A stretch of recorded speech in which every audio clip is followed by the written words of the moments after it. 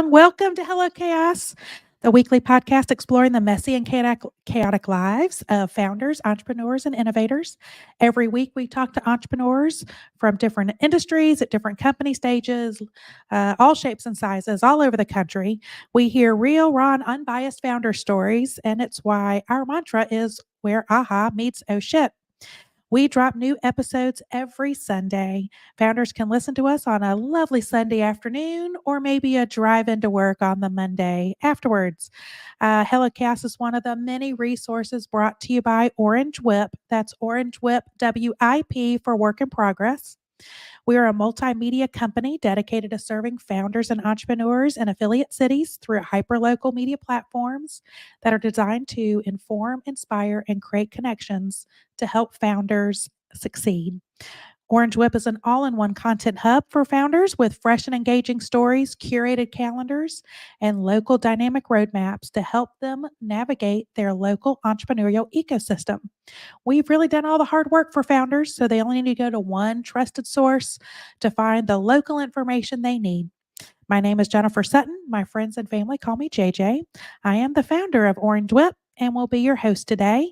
And I'm thrilled to have Neely Powell with Charleston Shoe Company out of Charleston, South Carolina. Welcome, Neely. Thank you, JJ. I love we're in the same state. This is good. I know. Like I said, we need a Charleston Shoe Company up here, up in the upstate. Working on it. But I get your method. Go where go where you like to go. That's it. Well, I welcome. figured I'm going to eventually have to go to that store for some, problems. So That's it right. might as well be in a good place. That's But right. Great. So that's what I told all my kids when they were searching for, or at least the two I have in college or whatever. When we were shopping for college, I'm like, I need to make sure I'm going to enjoy traveling. Right. Exactly. We cannot go to Purdue University in Lafayette, Indiana. Right. That is not a good place. Sorry, all Boilermakers, but I am a Hoosier at heart, so we can't have that. Well, so Neely, you and I, we've had conversations. You've been in our, you were the cover for the Charleston Orange Whip edition in March, where we were celebrating women and minority-owned businesses, and you gave a lot of great insights. But for all of our listeners, because we have a much wider audience on our podcast, just start us out and tell us about your entrepreneurial journey. I think you called yourself a reluctant entrepreneur. Definitely reluctant. Which I love it. I think all entrepreneurs are reluctant. They need to be, right? Because if you don't have passion for it, I don't think you have the stamina or willpower to continue doing it every day. That's right. That's right. Yeah, I really like to say I'm a 27-year overnight success. That's my biggest thing, which is always, always starts the explanation of the journey, which I technically started this when I was a teenager. I had the chance meeting my cobbler in central Mexico when I was a child with my parents, and my mom and I bought our first pair of shoes when I was probably 15. And my mom had a furniture business, and I would go during college to make extra money. And I noticed that at these furniture markets, all these women were walking tens of thousands of steps, and they were all wearing uncomfortable shoes or tennis shoes because in the 90s, comfort was a bad word. Yeah. Yeah, you're right. It is funny how it's, and COVID, I know, kind of helped us get over but you're right. Comfort back in the day, like forget it. Right. So, 90s comfort, that was a hard pitch for a new beginning shoe company, if you will, that I was starting from scratch. So I noticed these women, were in uncomfortable shoes, and I started bringing home suitcases of these shoes that we had found in Mexico. And I was selling them out from underneath my mother's furniture booths. My mom would have these elaborate booths, and she was writing orders to Neiman Marcus, and I'm on the floor like selling shoes to women like Filene's basement. It was insanity. I didn't make a dime for a decade, and if you're an entrepreneur, you know how that feels. Yeah, that's right. And I think I thought it was more of a responsibility to these women to bring this fun, um, you know, experience to market. And anytime I didn't bring them, they'd be like, "The crazy shoe lady That's forgot." right. Where are they? So I did that for about 12 years and had two other jobs. And I threw in the shoe, if you will, Yeah. and tried motherhood for about 9 months. Um, and then Gave it back. No, I'm just put I it feel like back. I did this week. She's 16 and she's now driving. And I realized that I've been Oh, driving her around for 16 years. And what a difference this yeah, is. that's right. You are no longer the limo driver, the That's chauffeur. right. Take that off my list of That's responsibilities. right. Freedom. Yeah. So when she was a year old, I went back to school at Savannah College of Art and Design and Oh, took shoe design. And while I was in Savannah, I realized that there's this great town full of all these tourists, and they're going to, at the time, Paula Deen's, and right. all they're buying is T-shirts and coffee mugs. And surely I can think of something cooler to sell. What about a pair of shoes? Yeah. So I named the shoe store Savannah Shoe Company, and I came up with 4 designs in 3 colors each. So I had 12 shoes, and I started selling these shoes, right down the street from Paula Right. Deen's. And what a better souvenir than a coffee mug, No kidding. especially for a I'm woman. I'm a shoe girl. So That's right. That's right. Well, luckily for me, most women are. that's So right. my So demo is pretty big. that's right. So you went from Savannah. So then you moved to Charleston, and then talk about like the explosion around Charleston Shoe Company, because you're how many stores? I'm 25 now. Oh So my so that was in April of 10. Obviously, that if you build it, they will come didn't necessarily happen that easily. That's kind of a movie theme. But I opened my first store and I thought all these women walking down to Paula Deen's were going to right. miraculously come in my store instead. And they didn't. So I started standing on the street wearing 2 different shoes to get their attention. And I either thought they were going to think I was totally nuts or think, what's this girl got in this store? So Yeah. I did this. They were intrigued. They came in. The comfort is so magical that what started happening is these women would, if I could get the shoe on their foot, I knew I could sell it. And they would start walking down and spreading the word. And lo and behold, I have this troop of Pied Pipers of all these women, coming in my stores. And Yeah. word circulated to Charleston. 4 months later, I opened a store in Charleston. And 4 months after that, I opened a second store in Charleston. And the momentum just kept going. I Yeah. just kept opening stores where people wanted shoes. So And where you wanted to visit. right, exactly. That helps. Oh, so what's been the most rewarding aspect of starting your company, owning it? Now you've scaled it. I mean, you're really growing. What's been the most rewarding part? People ask me all the time what my favorite part of the business is, and I always, for a long time, I laughed and sarcastically said HR. Ah, But because that's not usually no, anybody's. that's no one's favorite That's thing. no favorites. But the more you think about it and you analyze your life as a journey through this entrepreneurial world, and you realize that it's not about getting over the finish line, it's about the journey. Yeah. You also realize about all the relationships you're building. Hmm. And in actuality, HR is my favorite part because that's why I do this. I have 280 females that work for me. And, someone once said to me, "You only had one child?" And I said, "No, I have 280 of them." Yeah. They, call me with boyfriend problems and You family problems, and I you're bail them you're the mom out of of school. everybody. Do it all.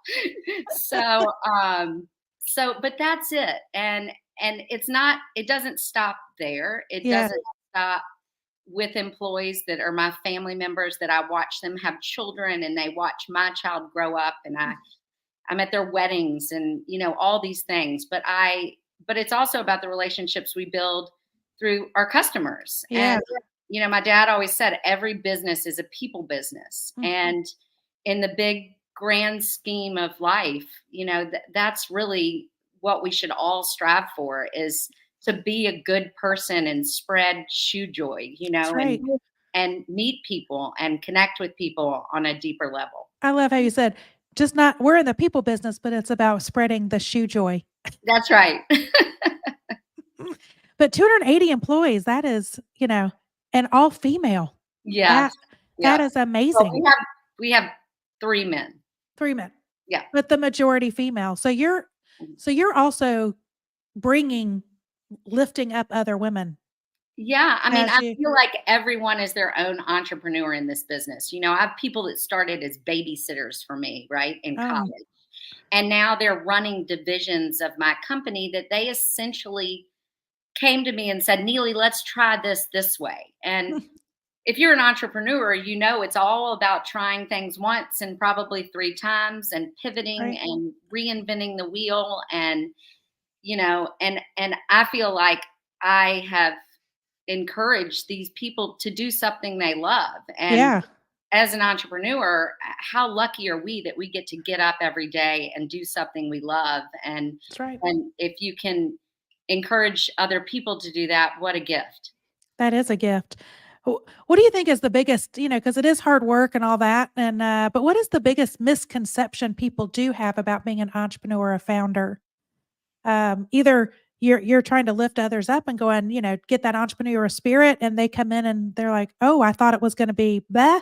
Like, do you hear that a lot from people, or do you feel like there's myths out there? And then how would you debunk those myths? Yeah, I mean, I think especially now, with the internet and with social media, everything is instant gratification, right? Yeah, When I yeah. started, I didn't even have a cell phone. I had to fax my orders to Mexico. And talk about loss in translation. I'd order 60 pairs of black shoes and get, 100 pairs of yellow. And I got to figure out how to sell all that. I mean, Right. talk about pivoting. Um, and so I think that the biggest misconception is that you have this idea and it's just going to work because Right. you believe in it strongly enough that you think it is going to. Right. You can come to the realization, like I said earlier, that this is a journey and you're not crossing the finish line, that every day you're riding the ship and every day you're pivoting, and that you've got to take problems and make them into opportunities Mm. to make your business stronger. That's all they are. Every problem should be an opportunity to make your business different and stronger and more sustainable and healthier. That's right. One of my favorite quotes, I think I've heard this from other founders, but it was, you need to look at, life, every wall, every barrier. It's either a gift or a lesson. That's right. Um, Absolutely. and to have that mindset. And I think, that's really important for entrepreneurs and founders to recognize that, not because it's going to be hard. You're going to face those things, but you're right. How do you overcome those? Do you pivot? Is it a gift that you need to figure out how to optimize that gift, or is it an opportunity for something else? Yeah. Right. And I mean, not knowing how to pivot and not being okay with, you know, failure, and treating that failure like your next stepping stone. You've got to have the humility and the strength Mm. to keep going because it can be challenging. It is Yeah. challenging. It is challenging. 100% challenging. Well, But it's fun. You yeah, don't sweat the small stuff. I mean, that's that was right. right. I mean, you can't. You That's make yourself crazy. that's I right. make myself crazy. That's right. What what was the biggest aha moment in your journey of your business? Like, oh my goodness, I never even thought about that. What was that breakthrough? Back in let's say, I'm going to say that this was 2013. I'd opened probably 4 stores at the time, and what we were doing then that we still do today are trunk shows. I started selling shoes out of the trunk of my car. That's how I began. And I continued to do that, and I still continue to do it. I just went to one last week. We go to about 120 trunk shows a year still. We have It's amazing. ones everywhere. But at this time in 2013, I have a 5-year-old. I'm still living in Memphis, Tennessee. I have a store in Charleston, one in Savannah, and I'm doing a few trunk shows a year that I've just learned about. And it's kind of a secret society. Some of these are. It's hard to get into them, and I'm scratching my head, going, "What is this thing that I've stumbled upon?" So I felt like a sorority, like I was blackballed from. Yeah. I got a call one day from one that I'd been trying to get into for about a year. And they said, "We had a cancellation. The show's next week. Can you come?" And I was like, "Next week?" And she was like, "Yeah, in 4 days." Okay. You're like, oh my God. I barely have any employees as it is.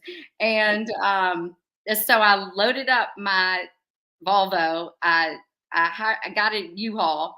I got my mother, my sister, my husband, my daughter, and 2 employees, and we head down to Vero Beach. And the first day I'm sitting on this stage. My daughter is making a fort out of shoe boxes. My mom and my sister are on the floor, trying to find shoes. Right. Employees are going crazy. My poor husband is in the side of the room telling these women that their bunions don't look big and their hammer toe is totally disguised while he's trying to ring credit cards. And I'm looking around at this, what a perfect moment for this podcast, this Yes. chaos. And that was my biggest aha moment because it was magical. And like time stood still. And I remember getting home that afternoon to the hotel, and we were ringing up all the sales, and we were just like, did this happen today? What is this? Right. And it was just, it's so exciting when something you believe in so strongly, takes off. And that moment, you already had a couple of stores, but it was that there's a there. Like we can explode. Like this is, oh my gosh, this that isn't a couple people in my store. This is like, crazy. And you're hearing feedback like right on the spot. Right. Exactly. I love that. Because you're right. A lot of times it's those most chaotic moments that do kind of have some magic to it. Oh, there's definitely there has to be chaos if you're an entrepreneur. Yeah. So how do you deal with stress? Like what are you doing to relieve stress, big challenges? How do you tackle those? Like from a mindset, just you're like, it is what it is, or do you have to like go run for 5 miles? Am I allowed to say I drink? But yeah. No, I'm kidding. Kind of. But I do. I run about 3 to 5 miles a day. Oh, you do? I was like, oh, okay. I do. I need to do that. Like I do. I'm more of a cocktail person. I'm like, I'm going to go, hey, ladies, it's been either a fun day I want to celebrate or I've had a really bad day and it is cocktail time. I need one either way. Exactly. The slogan for my company is cobblestones to cocktails. So. I did not know that. That is fantastic. Yeah. You can wear them all day and wear them into the night. So. Oh, that's fantastic. But I do run. I don't, I run because I'm a foot model. So you see my legs, but I really run to clear my head. And I have a lot of my meetings while I'm running. And really? Okay. Just, it just relaxes me. Yeah. I do think that you really can't, you got to move on. You can't, if you have a problem, you got to solve it and you have to move on to the next thing. You cannot dwell on it. It'll make you crazy. It will. I was, somebody was asking me like, is there something that you do? Cause you try not to think about and you try to move on, but all of a sudden I call them the ghosts of the past start appearing. And so I was telling Chandler, who was I doing this? I was telling somebody, I think I was speaking at some city hall thing, and it was, I do this like, end of the day, I call it the magic 3. I just have a journal. I don't journal like, I know people journal to manifest and all that. Like I don't have time time for No. that, but I do have a little notebook that I keep on by my bedside, and I do 3, I ask 3 questions to myself of what was, what was a joy, like, what was the biggest moment of joy I had for the day? Mhm. And then what was the most stressful? What did I have, like, the most anxiety? Mhm. So is it something that I just didn't get to finish, or sometimes it was like I had a bad call or, whatever it is, and I jot it down, and then the last is like, what am I looking forward to the most for tomorrow? And just for that exercise of just like writing down whatever my anxious moment, it's like I've acknowledged it. I don't worry about it. It's like I've been doing that for a little over a year, almost 2 year, and it just has relieved a lot of stress that I had been bottling up because I can then just reflect on them. But I don't let them.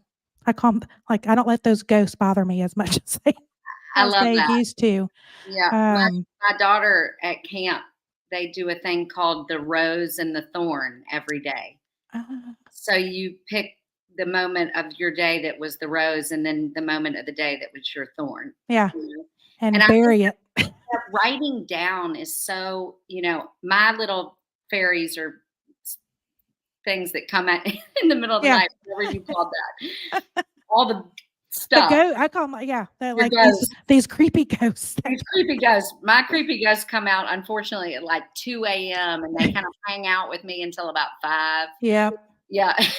So, yep. but if you write them down, you That's what I can. said, you just because I used to be that, I'm like, I would pop up at 3 o'clock in the morning of, like, this, like, panic or worry. I would revisit things in my mind of, "God, I shouldn't have done that. Like, why did I say that?" Or, "Oh, I should have done that better."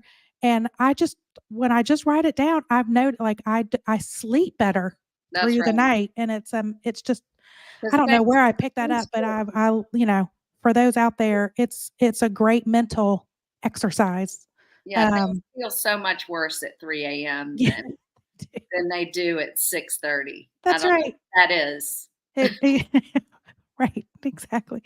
Um, okay, so what is something that we would be really surprised to learn about you that's not on your LinkedIn or in a bio, but something that would be, you know, super interesting that is just, listeners Hmm. would be surprised to learn about Miss Neely. Let's see. Well, I grew up on an island. Oh, which one? Uh, it it was named Munson Island when my dad bought it when I Okay. was 7 years old, and yeah, I mean, I technically grew up barefoot, which is so So ironic that I now have a shoe company. you Um, you needed the shoes. You were thinking from an early childhood of like, "I need to cover my feet." that's right. That's right. Yeah, my dad bought an island when I was 7 years old and moved my whole family. My sister was six months old and moved my whole family to the Florida Keys. Whoa. And so I grew up there and, took a boat to the mainland every day and went to school on a little key called Sugarloaf. And I lived this very bizarre life for someone that was born in Memphis, Tennessee, which is very similar to a Greenville. Yeah. But yeah, my grandmother would have thought that we had moved to Australia in the 80s. That was the Keys were like, where is this place? Right, right. My first day of school, we were waiting in line in the front office, and my mom and I are standing in line, and the woman in front of us, who I ended up becoming friends with her children, was barefoot with a parrot on her shoulder. And I know my mom was thinking at that moment, like, I'm so glad my mother isn't here to see this.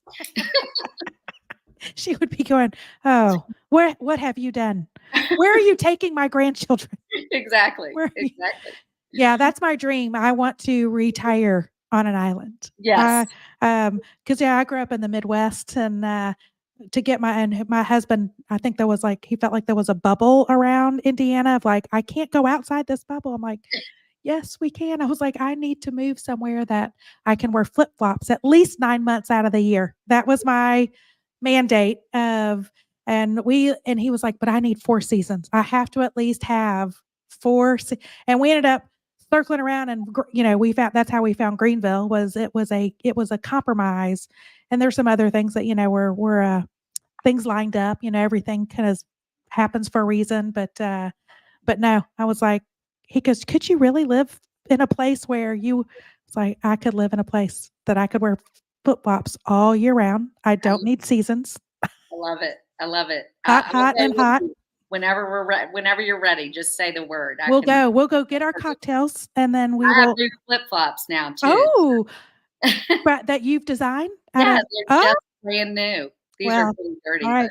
I'm going on your website. We're going.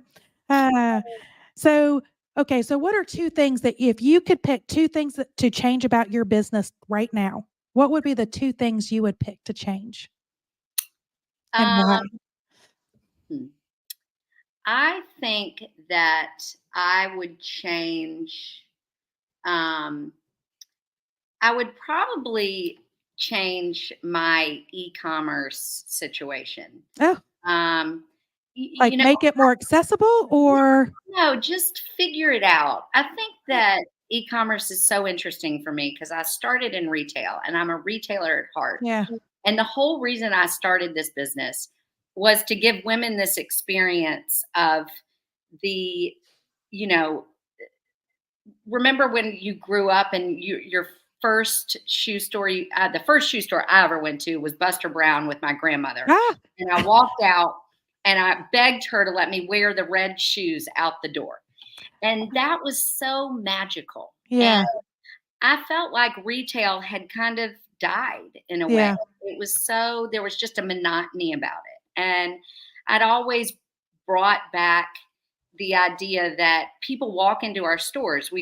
All of our employees wear two different shoes because I want people that is fantastic. So you've kept that tradition. I've kept that tradition because I don't want people coming into my store feeling like Pretty Woman, like she doesn't belong there and it's not fun and she's intimidated. I want it to feel like you're walking into your best friend's closet. Absolutely. And so e-commerce I've always scratched my head. And I know that most people starting businesses today, 100% of them, start a web business first. And I've done that. Not really, but totally, okay. Not really, but. Or they struggle. Well, believe me, because, we have the marketing side, Bright. And I can tell you, no. There are a lot of companies that don't start that way and they're struggling for their digital presence and are asking the same thing of like, we have this great culture. Does it belong online? How do I translate it online? Right. So, yeah. I mean, it is amazing and it's so fun to watch. I just wish I knew more about it. Yeah. And growing up, not even I didn't have an email address until after college. So that's just something that I would have learned or I wish I had learned more of because now I talk to these people and I've kind of missed the boat. I always say I'm speaking a different language when it's e-commerce. So I think it's super important. And I wish that I could make it feel like you're actually in one of our stores, right? Yeah. You want to translate your brand and your experience. Yeah, you're not online. Building those relationships online. And you're not getting that fun experience. So, right. Yeah. Well, I think there might be some ways. Well, Neely, we'll sideline that conversation because I've got some thoughts there that we can brainstorm together on that one. I love that. So other than e-commerce and trying to translate that, what's another thing you'd like to change? So one thing that I'm doing now that I'm really trying to innovate and bring to the market is a hospitality and medical line of shoes. Our shoes are so magically comfortable, right? And they're all machine washable, and all the soles are rubber, so they're slip resistant. And I think that women really don't have the options. You think of nurses and you think of hospitality. They're wearing clogs. And they're wearing tennis shoes. and clogs are terrible for your feet. Right. Um, Or and I they're super like you have to go to the high end, like the dance goes, like right, the high end, and you're right. exactly. And I just I'm trying to bring this to the Mm. market. During COVID, we were really working on it. Oh, We really had some teeth in it, and we had registered for all these nursing conventions around the country, and then, of course, they were yeah. all canceled. And so we donated all the shoes to Hmm. COVID floors across the country, and we gave them to nurses that were dealing with COVID, Because they were and working they were working so round the clock. and the reaction from these nurses was amazing. And so we kind of coined the name, essentially it's a nonprofit called Shoe Joy. And so we've been striving really hard to continue that mission.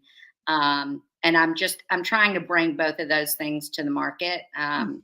and make them more, because I think that's necessary. Yeah. Yes, I'm about fun and whimsy and being cute and all these things, but I'm also practical and classic, Right. and I also want to do good beyond shoes. Right. I think that's when you and I were talking, I was like, if you, when you were talking about the design, it's like you're a practical innovator in Yeah, shoes.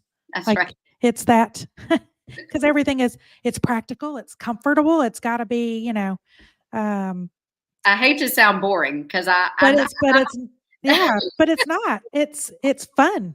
You Yes, know, you're solving a problem that a that's lot of it. people have. That's it. I was going to show you my little fun kicks I had today. Oh, I love that. Of Are my those little Asics? yes, they are Yes, so cute. I was love like, it. I didn't even realize. I just thought about a couple hours ago. I'm like, oh, I've got fun shoes. I need to show. Neely. I love color. That's the other thing. Like, it boggles my mind all day long. I remember when we were starting, and everyone was like black and tan, black and tan. Yeah, You know, and I just was adamant that I wanted a rainbow of colors. And they're like, "Well, the yellow and the red don't sell." And I'm like, "I don't care. yeah. I want it to be We need cute." to have it color. Yes. It's so my love for shoes came. I grew up in the agency space, right? Marketing agency space, ad agency. But I grew up in the day where women had to assimilate and kind of in order to be seen as leaders and stuff. So you had to really assimilate, and it's a very male dominated at senior Oh, leadership. A lot of our clients are corporate, and they're mostly senior. They're all male. It's very male, but for women to succeed, you always had to like conform the blue suits, the gray suits, um, you know, but my whole thing was like, but I love shoes. I need like I'm in media and I'm in data and I always have to present like the nerdy stuff, but I'm also creative. So I found my way to show my personality of not just being I call it the token female on the leadership team or on the pitch team or whatever, but I always like my creativity came in through wearing the funkiest shoes. So I would wear like the blue suit, but I would always have some like crazy, crazy shoes on with lots of color or, appliques out, weird heels. yeah. I mean, Um, it's just like nurses too. They have to wear scrubs, and so they want to express themselves yeah, underneath their scrubs by wearing lots of color. I just think color is so fun, it is. and it's a good way to experiment, especially now that we're on this, podcast world and Yeah. Zoom world where we can do whatever we want, you know. Yeah. On The Zoom. That's right. Um, so who's been your greatest cheerleader? um, gosh, I'm gonna offend someone if I say Yeah. someone. But you've had a multiple one because I talked to some entrepreneur. They're like, I've been so alone. I've had no cheerleaders. I'm like, there's got to be somebody that's been Uh, like your personal cheerleader. well, Uh, I mean, I'm definitely gonna say my mother and my daughter. I don't have your typical 16-year-old, and she's constantly writing me notes that she's proud of me, and oh, that's gosh, that is the best. if That's I the could walk best. away with anything, that's it, That's right? that's right. So I don't You've won already. that's it. I win. I get these cards for my birthday or for Christmas, and she just writes me this whole thing, and I'm just like, I don't need anything else in the You do, world. yeah. Oh my god, So, that is amazing. she's great. But, I Amazing. learned from my parents. They're incredible entrepreneurs, and my mother makes me look Eh, I don't do anything all day. really? Is she still a Oh yeah, running a furniture store and all that? got Still back to doing? my point. I'm not going to tell you her age; she'll kill me. But she's amazing. Like she is the Energizer Bunny, and she's still, running this amazing furniture company. Ugh, And every day I talk to her, her social calendar is so much more jammed than mine. I don't even know how she does it. She's throwing a party every night. That generation is my favorite generation in the yeah. world. I Well, just they had to, especially for, females trying to break out because they were so unusual, right? right. Yeah, So it's like they came over the top they did. They did. of, I love that. I Yeah, love it. yeah. What do you think is the best piece of advice that you've ever gotten that you took to heart and actually really influenced how you lead and how you run your business? Well, I love my favorite bit of advice was have a great accountant and an even better lawyer. And those two things are just essential in everything you do. 100%. That's a boring piece of advice, but I think it's somewhat hysterical and somewhat real practical That's again. right. You're Uh, right.